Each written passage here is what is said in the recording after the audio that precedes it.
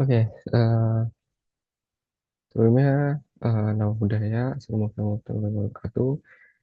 Salam, salam sejahtera buat kita semua. Di sini saya izin memperkenalkan, nama saya Michael Wijaya dari kelas BMB 4A. Di sini saya akan mempresentasikan tentang perencanaan kapasitas dan manajemen inventory, yang dimana presentasi ini merupakan suatu konsentrasi dari ujian yang telah diselesaikan gitu.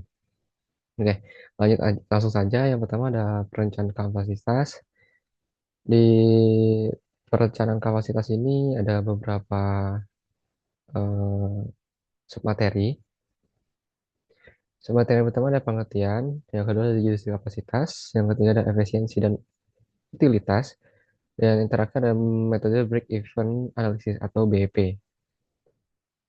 Oke, kita mulai dari pengertian dulu. Pengertian itu kapasitas apa sih? Kapasitas itu perencanaan kapasitas adalah suatu keputusan yang menentukan jumlah kapasitas yang harus tersedia untuk memenuhi kebutuhan.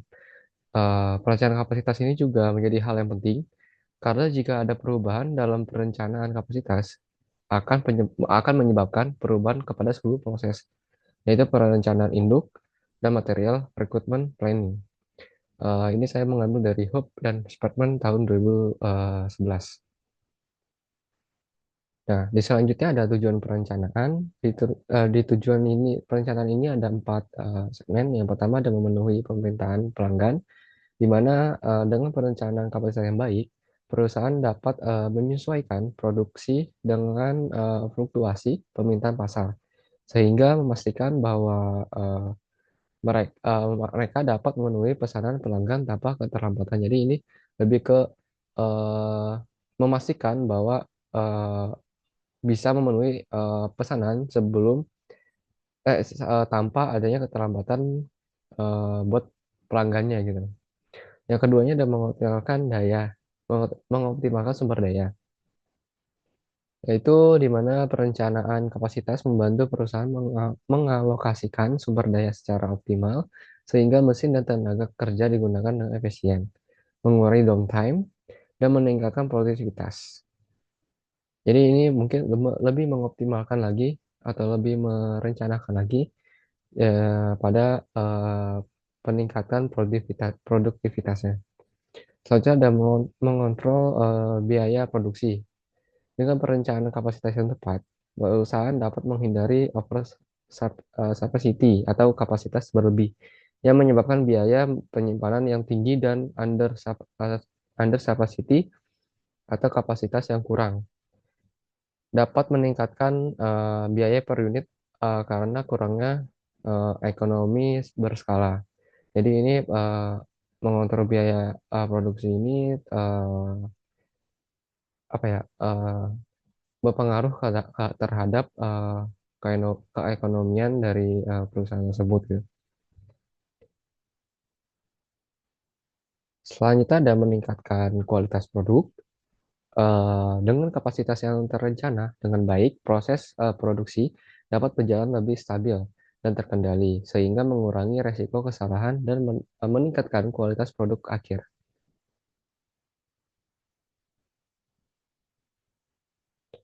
Oke, selanjutnya ada jenis kapasitas. Jenis kapasitas itu dibagi menjadi dua, yaitu kapasitas output, yang dimana kapasitas output ini merujuk pada jumlah maksimum produk atau layanan yang dapat dihasilkan oleh suatu sistem atau fasilitas dalam kondisi ideal selama periode waktu tertentu. Kapasitas ini sering diukur dalam satuan fisik seperti unit produk per hari, jam mesin per minggu, atau volume layanan per bulan. Seperti contohnya, sebuah pabrik yang memproduksi sepatu dapat memiliki kapasitas output 1.000 pasang sepatu per harinya. Jika semua mesin beroperasi penuh selama 24 jam dan semua pekerjaan tersedia tanpa hambatan. Jadi lebih ke ya terus mesin itu bekerja selama 24 jam untuk memproduksi 1.000 pasang sepatu.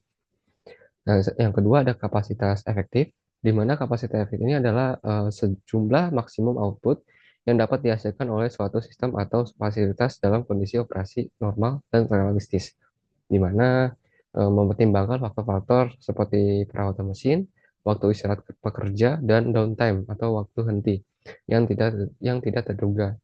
Contohnya dalam kondisi operasional normal, pabrik sepatu yang disebutkan sebelumnya mungkin hanya mampu menghasilkan 800 pasang sepatu per hari karena adanya waktu yang dihabiskan untuk perawatan mesin dan istirahat pekerja. Jadi kapasitas output ini lebih kepada ya udah eh, si mesin ini tuh beroperasi terus-terusan gitu selama 24 jam gitu. Pekerjaannya pun sama gitu. Mungkin ada yang di shift juga gitu. Makanya produksi tetap jalan gitu. Sedangkan kalau misalnya yang kapasitas efektif ini ya ini pasti ada waktu-waktu terkendala gitu. Misalnya kayak entah mesinnya down gitu kan, entah eh, ada peristirahatan pekerja gitu kan. Nah, yang selanjutnya kita masuk ke efisiensi. Efisiensi itu mengacu pada seberapa baik suatu sistem atau proses memanfaatkan sumber dayanya gitu untuk menghasilkan output yang diinginkan. Ini adalah perbandingan antara output yang dihasilkan dengan input yang digunakan.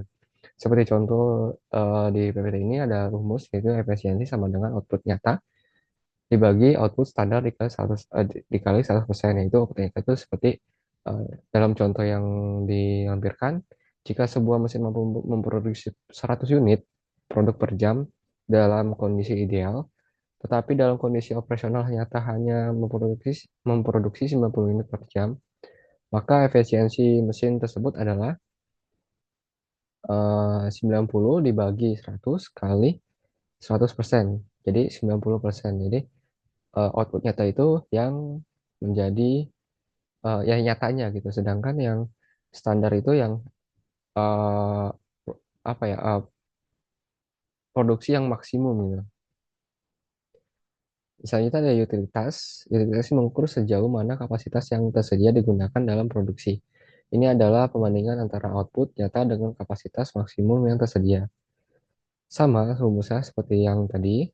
Dalam implementasi contoh yang terlampir, jika sebuah pabrik memiliki kapasitas maksimum untuk memproduksi 100 unit unit produk per hari, tetapi dalam kenyataannya hanya memproduksi 150 unit per hari, maka utilitas pabrik tersebut adalah 150 dibagi 200 dikali 100% sama dengan 75%. Nah, kita masuk ke break even point atau BEP.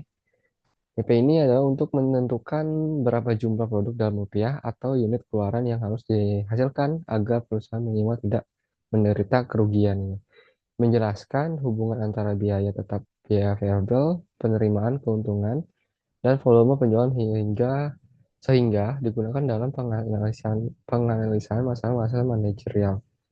Titik break even merupakan titik di mana penghasilan total sama dengan biaya total atau dalam bentuk rumusan atau dalam bentuk gitu. Nah, dalam rumusannya menjadi P dikali Q sama dengan F plus dalam kurung V kali Q.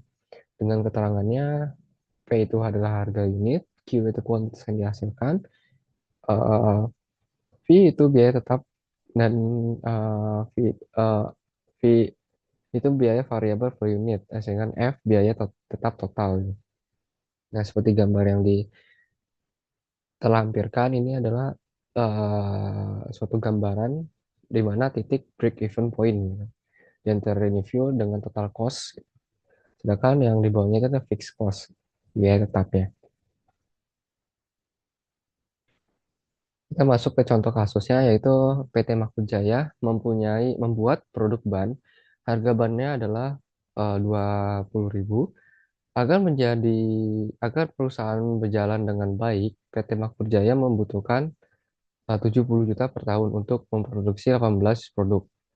Nah, dari data di atas hitunglah BEP per tahunnya dalam kuantiti dalam rupiah, serta tentukan jumlah ban yang dibutuhkan dalam setahun jika tarif pajak 12% dan laba yang diharapkan perusahaan adalah 5.500.000 per bulan.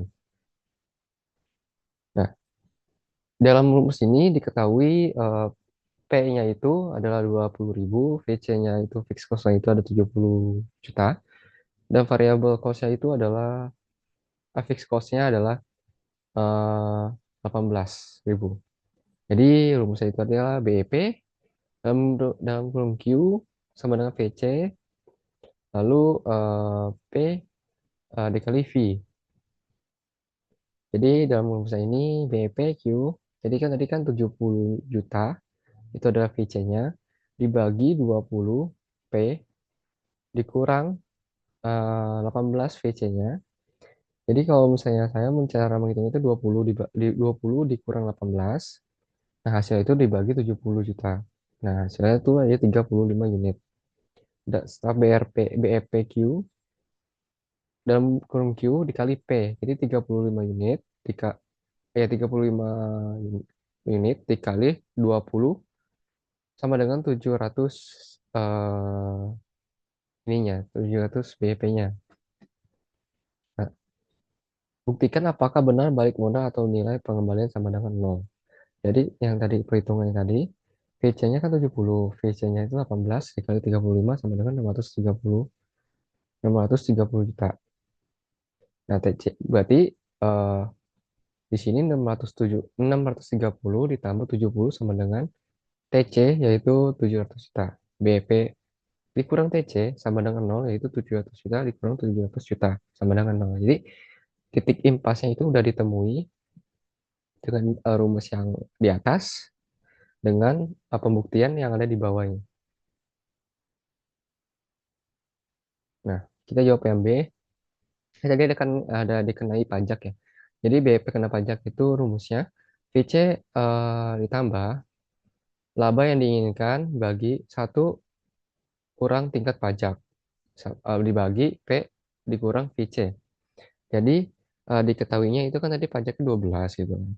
Laba yang diinginkannya 5.500.000 per bulan. Laba yang diinginkan lagi 66 juta per tahun. Jadi untuk mengetahui laba yang diinginkannya per tahunnya yaitu 5,5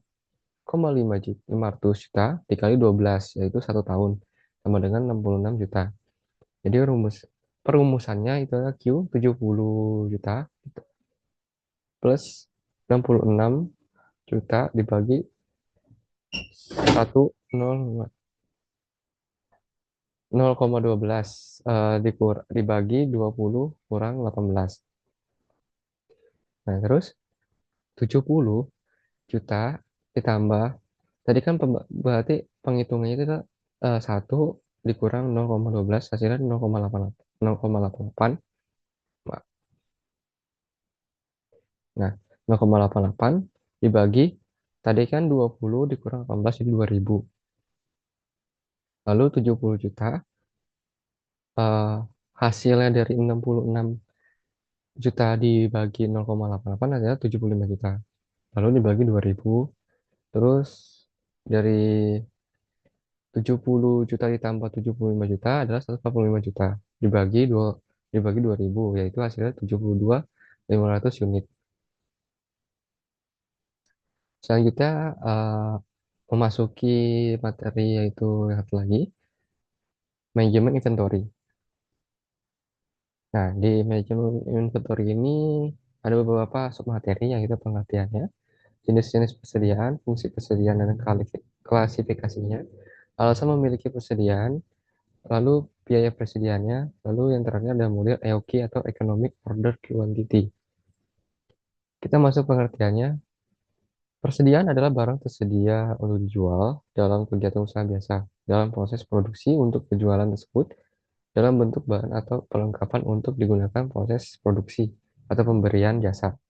Ini saya ngambil dari Sasongko dan kawan-kawan tahun 2016, S2 224. Lalu di dalam SAK tahun 2012, 2014 juga diterangkan bahwa persediaan adalah aset lancar dalam bentuk barang atau perlengkapan yang dimaksudkan untuk mendukung kegiatan operasional pemerintah dan barang-barang yang dimaksudkan untuk dijual dan atau diserahkan dalam rangka pelayanan kepada masyarakat.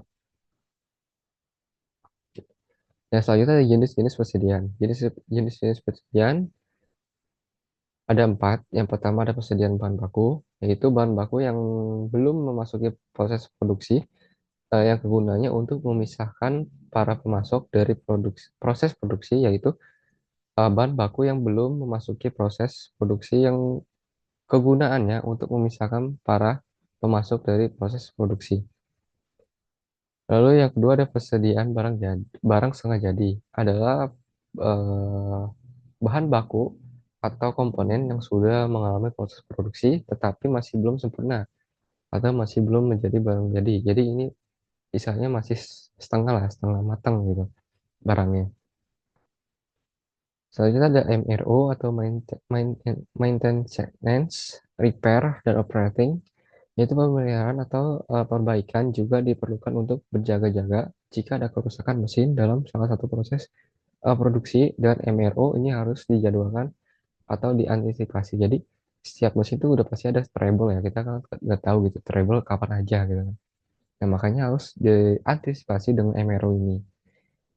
Selanjutnya ada persediaan barang jadi, adalah produk akhir yang sudah siap jadi dan siap untuk dijual. Jadi ini adalah persediaan yang ya sudah jadi gitu, barangnya sudah matang untuk udah siap dijual. Selanjutnya ada fungsi persediaan. Yang pertama ada fungsi decoupling, yaitu adalah persediaan yang memungkinkan perusahaan dapat memenuhi permintaan langganan tanpa tergantung supplier. Jadi eh, fungsi dalam ini tuh, fungsi persediaan yang ini tuh adalah di mana perusahaan dapat memenuhi permintaan pelanggan tanpa bertergantungan dengan supplier. Jadi dia tuh bisa gitu tanpa supplier. Nah, selanjutnya ada fungsi economic load sizing. Persediaan ini perlu mempertimbangkan penghematan atau potongan pembelian. Biaya pengangkutan per unit menjadi lebih murah dan sebagainya. Dikarenakan perusahaan melakukan pembelian dalam kuantitas yang lebih besar. Jadi harus ada penghematan-penghematan yang dilakukan oleh perusahaan karena dalam kuantitas pembelian itu ini lebih besar gitu. Lalu yang terakhir ada fungsi antisipasi, yaitu apabila perusahaan menghadapi fluktuasi permintaan yang dapat diramalkan berdasarkan data masa lalu, yang yaitu permintaan musiman atau seasonal inventories. Jadi kita bisa meramalkan dari data-data penjualan di masa lalu gitu. Kita bisa meramalkan untuk ke depannya kayak gimana gitu, pembeliannya. Selanjutnya ada alasan mengapa harus ada persediaan. Alasan yang pertama kita itu ada untuk berlindung dari ketidakpastian dalam sistem persediaan. Terdapat ketidakpastian dalam pemasukan, permintaan, dan tegang waktu pesanan. Stok pengaman dipertahankan dalam persediaan untuk berlindung dari ketidakpastian tersebut. Yang kedua ada untuk memungkinkan produksi dan pembelian ekonomis. Sering lebih ekonomis untuk memproduksi bahan dalam jumlah yang besar. Selanjutnya alasan yang terakhir, untuk mengatasi perubahan yang diantisipasi dalam permintaan dan penawaran. Ada beberapa tipe situasi di mana perubahan dalam permintaan atau penawaran dapat diantisipasi. Jadi kita udah mengantisipasi eh, untuk mengatasi perubahan nih kan. Pasti ada perubahan di permintaan dan penawaran, itu udah pasti adalah itu sesuatu perubahan yang tidak diduga-duga. Lalu yang selanjutnya kita masuk ke biaya persediaan. Menurut Scoreheader 1995, banyak keputusan persoalan persediaan dapat dipecahkan dengan penggunaan kriteria ekonomi. Namun, satu dari persyaratan yang paling penting adalah suatu pemahaman tentang struktur biaya. Yang pertama ada biaya satuan produksi atau item cost. Biaya ini merupakan biaya membeli atau memproduksi satuan barang sedia secara individu. Biaya satuan barang ini biasanya diungkapkan sebagai suatu biaya per unit yang digandakan oleh kuantitas yang diperoleh atau diproduksi. Ini kadang-kadang biaya satuan dipotong jika cukup unit yang dibeli pada satu waktu. Yang kedua ada biaya pemesanan atau biaya persiapan, ya, atau bisa disebut dengan ordering or setup. cost, di mana biaya pemesanan ini di mana biaya pemesanan dihubungkan dengan pemesanan suatu tumpukan atau partai dari satu satuan barang. Biaya pemesanan tidak bergantung pada jumlah satuan yang dipesan. Biaya ini dibebankan ke seluruh tumpukan. Biaya ini termasuk 10 pengetikan pesanan pembelian, pengiriman pesanan, biaya pengangkutan, dan biaya penerimaan, serta seterusnya. Nah, yang terakhir ada biaya pengadaan atau penyimpanan, carrying, carrying atau holding cost. Biaya pengadaan atau penyimpanan berhubungan dengan penyimpanan satu satuan barang dalam persediaan untuk suatu periode waktu tertentu gitu. Jadi ya ini udah pasti adalah berhubungan dengan penyimpanan satu atau segmen-segmen barang yang disediakan. Nah, selanjutnya kita udah masuk ke EOQ, yaitu Economic Order Quantity, di mana EOQ ini menurut Prianto tahun 2001 adalah jumlah kuantitas barang yang dapat diperoleh dengan biaya yang minimal atau sering dikatakan sebagai jumlah pembelian yang optimal. Sedangkan menurut Heiser Brander tahun 2005 adalah salah satu teknik pengendalian persediaan yang paling tua dan terkenal secara luas. Metode pengendalian persediaan ini menjawab dua pertanyaan penting. Kapan harus memesan dan berapa banyak harus memesan? Tingkat ke pemesanan yang meminimasi biaya persediaan keseluruhan dikenal sebagai model EOQ. Nah, EOQ ini dibagi menjadi dua eh, tipe, yaitu biaya pesan atau ordering cost, biaya yang dikeluarkan dalam proses pemesanan suatu barang.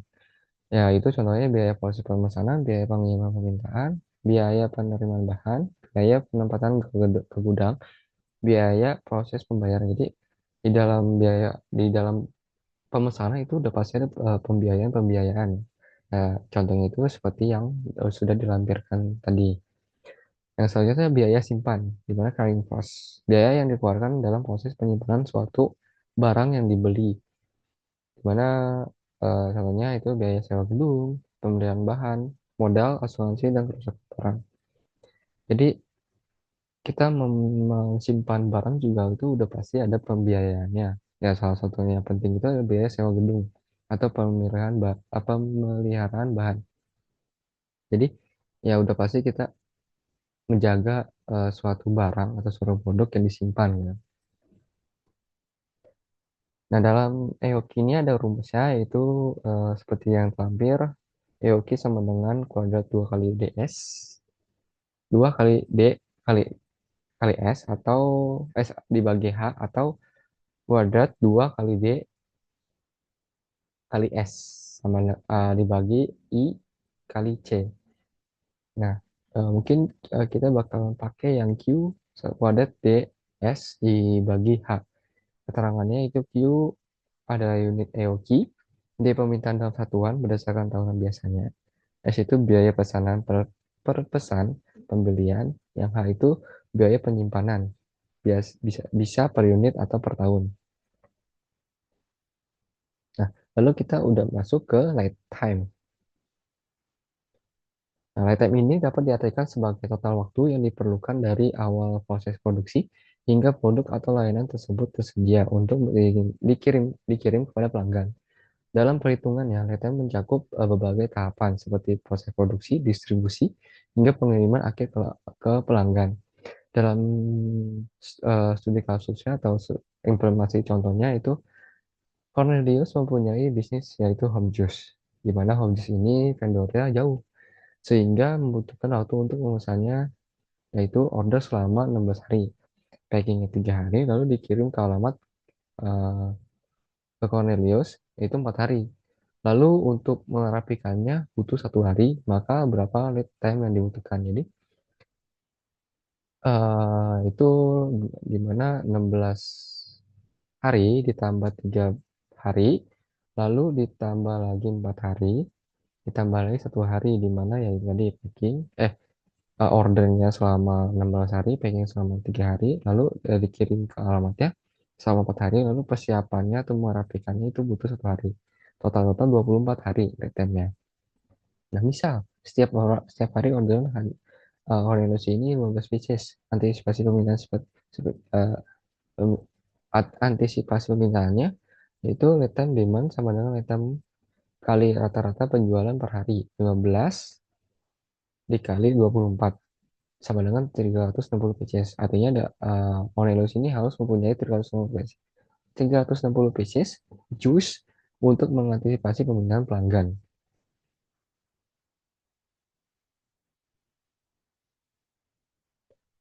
Nah, selanjutnya yaitu kita masuk ke safety stock, di mana pengertiannya adalah stok pengaman atau safety stock adalah suatu persediaan yang dipersiapkan oleh perusahaan guna mencegah adanya kekurangan persediaan ketika kondisi permintaan pasar sedang tidak pasti.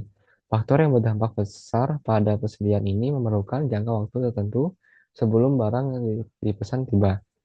Dalam sistem akuntansi, perusahaan dagang, sistem safety stock ini dimanfaatkan guna menghitung kualitas suatu barang.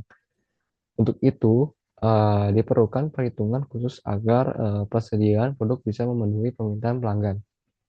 Jadi, safety stock ini adalah metode khusus uang dapat digunakan untuk menghitung kualitas stok barang agar dapat perusahaan memenuhi permintaan konsumen, terutama agar perusahaan dapat memenuhi permintaan pasar yang dinamis. Nah, di safety stock ini juga ada rumusnya, yaitu safety stock sama dengan penjualan harian tertinggi dikali lead time per lama, dikurang rata-rata penjualan per hari dikali rata-rata lead time. Seperti contohnya, yaitu Home Juice menjual rata-rata jusnya 23 pieces per hari di hari Kamis dan Jumat. Di hari Kamis dan Jumat naik menjadi 30 pieces per hari. Untuk lead time membutuhkan 10 hari.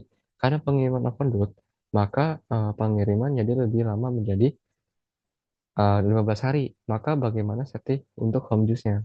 Nah, seperti ini yang sudah dilampirkan itu 30 pieces per hari dikali 15 hari, yaitu overload pengirimannya gitu. Berapa lamanya. Terus dikurang 23 pieces per hari dikali 10 hari lead time-nya membutuhkan 10 hari gitu kan. Jadi penjumlahannya ya 30 kali 15 sama dengan 450, 23 dikali 10 sama dengan 230, jadi 450 dikurang 230. Nah, hasilnya itu 220 produk home juice safety stoknya. Jadi home juice itu mempunyai 220 safety stoknya. Nah, lalu kita udah masuk ke ROP. Pengertian lengkap dari reorder point adalah suatu titik yang mana suatu barang di dalam gudang harus ditambah lagi persediaannya sebelum mengalami kehabisan persediaan. Jadi kita udah harus istilahnya udah harus wanti-wanti lah, udah harus wanti-wanti ketika persediaan ini kita menipis gitu. Kita harus bertambah lagi persediaan yang sudah ya, yang sudah laku terjual gitu. Kebanyakan pembisnis retail pemula hanya mengandalkan instingnya untuk menambah persediaan produknya. Ketika mereka melihat ada permintaan produk yang meningkat, maka mereka akan segera menambah jumlah produk barang yang di gudang. Sebaliknya, ketika ada permintaan yang sedikit, maka mereka tidak akan melakukan reorder karena memang persediaan di gudang masih sangat banyak. Kira-kira kenapa ya reorder point ini adalah hal penting yang berkaitan dengan kelancaran bisnis? Ya karena memang ada beberapa keuntungan yang didapatkan dengan menggunakan nomor serial order point seperti penghematan biaya, persediaan dan peningkatan kualitas pelanggan. Jadi ya kita udah ketika kita mempunyai persediaan yang sedikit atau persediaan yang sudah menipis, kita udah bisa tuh menambah persediaan lagi sebelum barang itu habis gitu kan. Karena kalau misalnya barang itu habis, kita udah pasti mengurangi kepuasan dari si pelanggan. Lalu di dalam ROP ini ada rumusnya, yaitu ROP sama dengan keuntungan safety stock ditambah lead time. Jadi contoh yang di atas tadi yaitu 220 kan tadi kebutuhan stoknya kan 220 ya, terus ditambah lead time-nya, lead time itu 360. Jadi reorder poinnya itu ada 580 reorder point. Nah, kita selanjutnya yaitu, ah, ini kita udah masuk ke contoh kasus, yaitu kebutuhan bahan PT Bandung Juara selama 1 tahun, 350 unit dengan harga per unit yaitu 20.000. Biaya pesan ordering cost yaitu 55.000, biaya simpan carrying cost sebesar 35%. Dari nilai rata-rata persediaan service stoknya yaitu 25 unit, lifetime-nya setengah bulan. Lalu ditanya EOQ-nya, ROP-nya, dan grafik hubungan ROP, safety stock, dan lifetime. Karena antara ROP, safety stock, dan lifetime ini berpengaruh, saling berpengaruh gitu.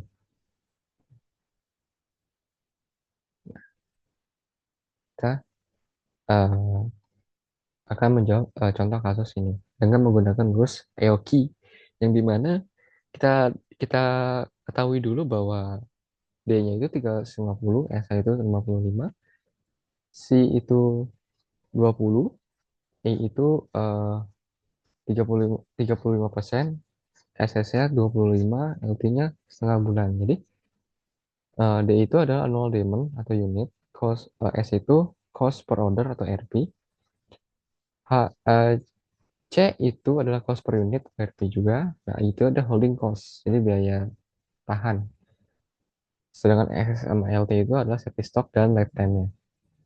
Nah, kita jawab yang A, di mana EOQ kita menggunakan rumus EOQ, di mana 2 kali 350 dikali 55.000 sama dibagi 20 dikali 35%. Hasilnya yaitu 5 miliar 500 juta. Nah, kita keluarkan jadi hasilnya itu 741.619 unit. Nah, kita udah ketemu nih. EOQ-nya kita udah ketemu. Lalu kita lanjut ke ROP-nya. Di mana rumusnya itu lead time ditambah set stock. Jadi 1 tahun 350 bulan dibagi 12 bulan, di mana itu 1 tahun. Nah, hasilnya yaitu 29.166 unit. Nah, penggunaan bahan ketika lifetime setengah bulan dikali 29 166 unit. Ya, jadi setengah bulan itu kan 15 ya. Iya, 15 hari. 15 dikali 29.166 unit. Hasilnya 437.490. Nah, ROP-nya dari ini yaitu lifetime ya. Jadi kan lifetime-nya jadi 437, 490 ditambah eh, service stock-nya yaitu 25.000. Ya, 25.000. Jadi 462.490 unit ke ROP-nya. Nah, kita udah masuk ke grafik ya. Grafiknya jadi tuh grafik itu ini persediaan, di atasnya itu persediaan.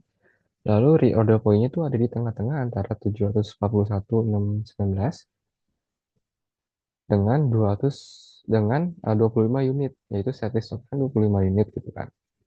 Nah, 741.619 unit ini berasal dari, nah, EOQ-nya berasal dari EOQ-nya. Makanya kita taruh di atas untuk itu.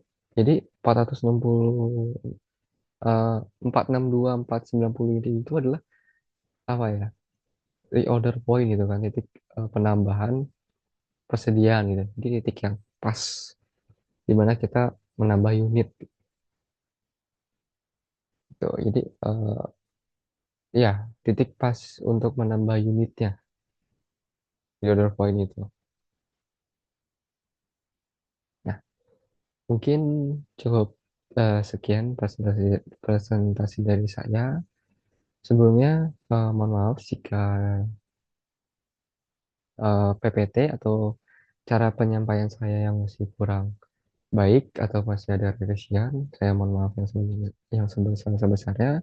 Saya melakukan ini semaksimal saya dan sepembelajaran saya. Mungkin sekian presentasi dari saya. Kurang lebihnya mohon maaf. Eh, Assalamualaikum warahmatullahi wabarakatuh. Namo Buddhaya. Terima kasih.